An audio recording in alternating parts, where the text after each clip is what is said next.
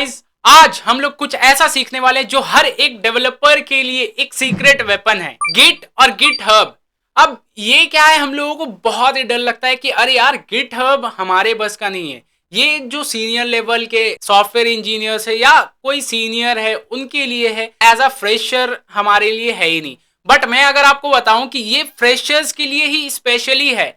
अगर आप फ्रेशर्स है और आपको कोई इंटरव्यू में कुछ आपका प्रोजेक्ट दिखाना रहा या कुछ भी आपका एक्सेल फाइल का प्रोजेक्ट हो या फिर कोडिंग का हो, पाइथन, जावा, सी प्लस प्लस, कोई भी लैंग्वेज का प्रोजेक्ट हो, तो आप उसे कैसे बना सकते हैं, कैसे कोलैबोरेट कर सकते हैं, मैं आपको हर एक चीजों का डिटेल नॉलेज अच्छे से देने वाला हूं। तो मेक श्योर इस वीडियो को पूरा देखिएगा ताकि आप हर एक कॉन्सेप्ट को समझ पाए। So let's begin the topic. So देखिए, पहले हम लोग गिट को जानते हैं, वरना फिर गिट हब जानने में थोड़ी मुश्किल होगी। और पहले हम लोग गिट को जानते हैं कि आखिर ये गिट कौन सी चिड़िया का नाम है, राइट। तो गिट का पहले व्हाट इज से स्टार्ट करते हैं कि what is git. Git is a free open source version control system. देखिए यहाँ पे एक बहुत ही बोल्ड और बहुत ही इंपॉर्टेंट स्टेटमेंट लिखा गया है, git is a free open source version control system. और यही इसका खास बात है, और गिट और गिट हब में यही स्पेशली है, अभी मैं आपको बताऊंगा डिटेल में अच्छे से। तो देखिए, ये वर्जन कंट्रोल सिस्टम है that use to store and manage source code and its development history. मतलब इसका क्या हुआ कि ये वर्जन कंट्रोल सिस्टम है।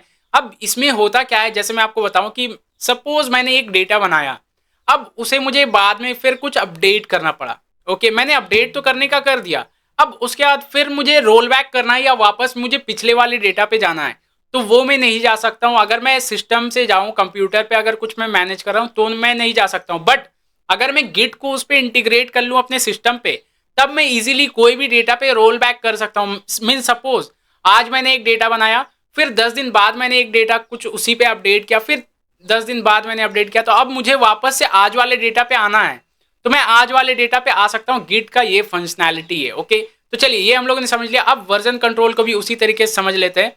वर्जन कंट्रोल एज सेम मैंने आपको जो बताया, बस वही चीज कि कुछ भी हम लोग चेंजेस करेंगे तो वो चेंजेस हमारा उसी पे रिफ्लेक्ट हो जाएगा कि हाँ, आपका इस तरीके से ये आपने चेंजेस किया, इतने तारीख को ये आपने चेंजेस किया, ईच एंड एवरीथिंग हम लोगों को सिस्टमैटिक वे में मिल जाएगा। अब आपके मन में आ रहा होगा कि सर ये तो मुझे गूगल ड्राइव पे भी मिलता है और वन ड्राइव पे भी मिलता है, राइट, और भी बहुत सारे ऑनलाइन ड्राइव्स है तो उस पे मिलता है, बट गिट को ही मैं क्यों चूज करूं? क्यों? क्योंकि सबसे पहली बात ये टोटली फ्री है, और सबसे स्पेशल बात ये है कि आपके सिस्टम से इंटीग्रेट हो जाएगी और वर्जन कंट्रोल में बहुत ही यूजफुल है। अगर आप सॉफ्टवेयर डेवलपर है तब तो ये आपके लिए मस्ट हैव टूल है। मीन्स ये आपके सिस्टम पे होना ही चाहिए और यूज करना चाहिए आपको। ओके, तो चलिए ये हम लोगों ने समझ लिया। अब गिट ही क्यों, सबसे ये रीजन होता है कि गिट ही क्यों, क्योंकि इस पे वर्जन कंट्रोल सिस्टम है। कोलैबोरेशन, ये one of the most important चीज है कि कोलैबोरेट कर सकते हैं। सपोज मैं एक डेवलपर हूं एक कंपनी का, XYZ एज्यूम कर लेता हूं, XYZ कंपनी का मैं एक सॉफ्टवेयर डेवलपर हूं, और XYZ कंपनी में एक और सॉफ्टवेयर डेवलपर है, और दोनों ही एक साथ कोई प्रोजेक्ट पे वर्क कर रहे हैं। तो उसमें क्या होता है, मैं उसे फाइल शेयर करूंगा, फिर वो मुझे अपडेट करके देगा, फिर मैं उसे शेयर करूंगा। ये तो काफी कॉम्प्लिकेटेड हो जाएगा, राइट। बट ये कोलैबोरेशन होने के बाद, मतलब ये गिट अगर हम लोग यूज करते हैं तो इससे हमारा क्या होगा फायदा, कि हम लोग दोनों पैरेलली एक ही प्रोजेक्ट पे वर्क कर पाएंगे। कैसे कर पाएंगे अभी मैं आपको आगे चलकर बताऊंगा, बट अभी के लिए आप जानकर रखिए कि मल्टीपल डेवलपर्स, मल्टीपल यूजर्स एक ही प्रोजेक्ट पे वर्क कर सकते हैं। गिट का ये स्पेशलिटी है। ओके, एंड उसके बाद ब्रांचिंग।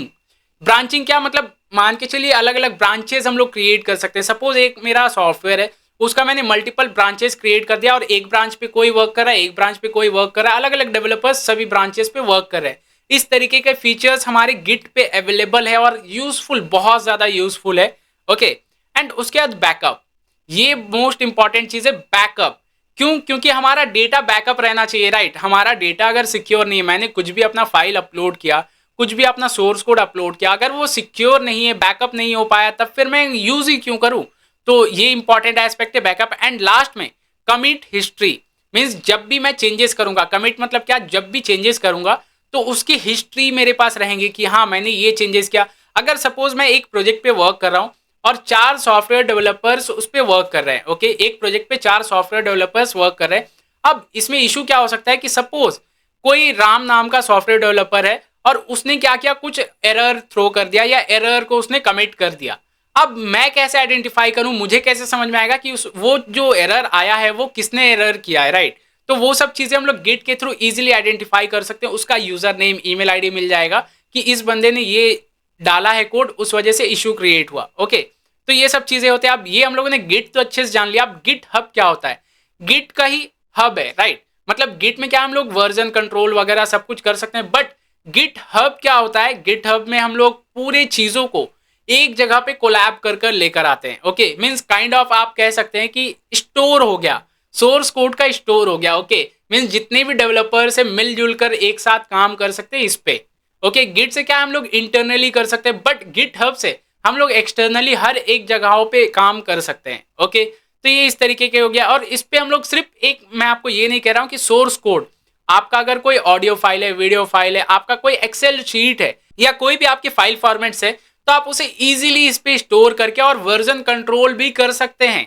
और आपके सिस्टम से रहेगा कंट्रोल, फोन में भी आप एक्सेस कर सकते हैं, अलग अलग डिवाइसेस, बहुत सारे जितने भी डिवाइसेस सभी पे वो एक्सेसिबल होगा। ओके, तो चलिए ये हम लोगों ने समझ लिया। अब इसका थोड़ा सा वर्किंग प्रोसेस समझते हैं कि क्या होता है। तो इस पे हम लोग क्या रेपोजिटरी बनाते हैं। अब रेपोजिटरी क्या होता है? काइंड ऑफ प्रोजेक्ट आप इसे कह सकते हैं। ओके, प्रोजेक्ट को ही हम लोग रेपोजिटरी कहते हैं, इसे हम लोग शॉर्ट में रेपो भी कहते हैं। ओके, तो वो हम लोगों ने एक रेपो बना लिया।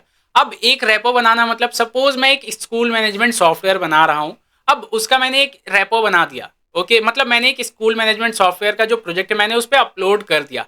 अब उसके बाद ब्रांचेस मैंने क्रिएट कर दिया। सपोज एक स्टूडेंट, या मेरे पास 5 सॉफ्टवेयर इंजीनियर्स है, और पांचों सॉफ्टवेयर इंजीनियर्स को मैंने, एक को बोल दिया कि आप फीस मैनेजमेंट में काम करो, एक को मैंने बोल दिया आप सर्टिफिकेट पे काम करो, फिर तीसरे को मैंने बोल दिया ट्रांसपोर्ट पे काम करो, चौथे को बोला डैशबोर्ड बनाओ, और पांचवे को बोला फ्रंट एंड बनाओ। तो पांचों को मैंने अलग अलग काम दे दिया।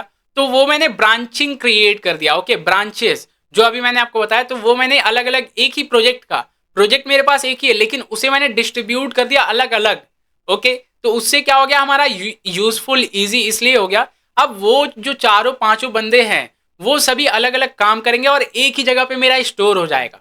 ठीक है, ये हो गया। अब उसके बाद तीसरा स्टेप क्या आता है? मर्जिंग का, कि वो डेटा जब वो सभी बना लेंगे, वो अपने काम कर रहे हैं, अब काम करने के बाद वो ऑटोमेटिक मर्ज भी हो जाएगा। जब वो कमिट चेंजेस करेंगे, चेंजेस को वो अपलोड करेंगे, तो वो ऑटोमेटिक मर्ज हो जाएगा डेटा। मींस हमारा प्रोजेक्ट अल्टीमेटली एक ही रहने वाला है, लेकिन उसको अलग अलग सेपरेट पार्ट्स में डिवाइड कर रहे और फिर कंबाइन कर दे रहे।